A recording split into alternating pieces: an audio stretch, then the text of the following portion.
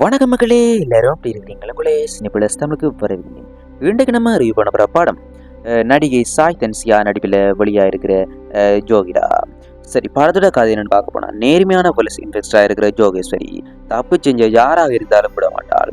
அதனாலே அவங்களுக்கு அடிக்கடி ரேன்சர் நடக்கும். அப்படி ஒரு ரேன்சரில் தான் சென்னை வியாசர்பாடி ஸ்டேஷனுக்கு வர்றாங்க.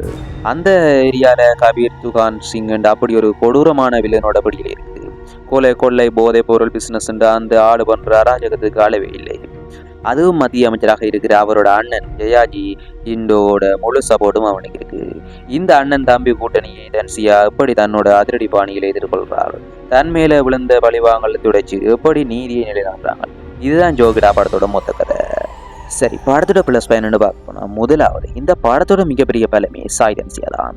ஒரு காலத்துல விஜயசாந்தி மேடம் எப்படி ஆக்ஷன்ல கலக்கினாங்களோ அதே மாதிரி இந்த படத்திலையும் சாய் தன்சியா மிரட்டி இருக்கிறாங்க. அவங்களோட அந்த கிராப் ஸ்டைல், இடுக்கான போலீஸ் உடை, குறிப்பாக அந்த ஸ்டைலிஷான நடை எல்லாமே சூப்பராக இருக்கு.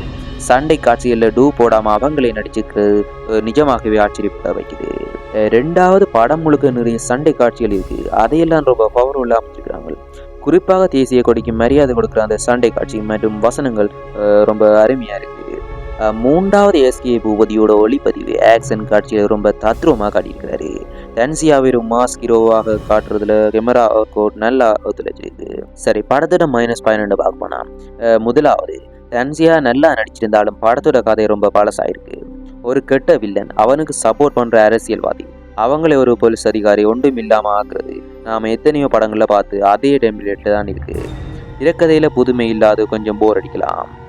மூன்றாவது, மறைந்த நடிகர் மனோபாலாவை நல்ல போலீஸ்காரராக பார்க்கறது ரொம்ப சந்தோஷம் தான். ஆனாலும் அவருக்கு வேறு யாரோ டப்பிங் பண்ணியிருக்கிறது ரொம்ப மைனஸாகவே இருக்குது.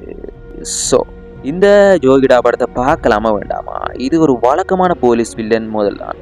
ஆனாலும் சாய் தன்சியாவோட அந்த அபாரமான உழைப்புக்காகவும் அவங்களோட ஆக்ஷன் அவதாரத்துக்காகவும் ஆக்ஷன் ரசிகர்களுக்கு இந்த படம் பிடிக்கலாம்.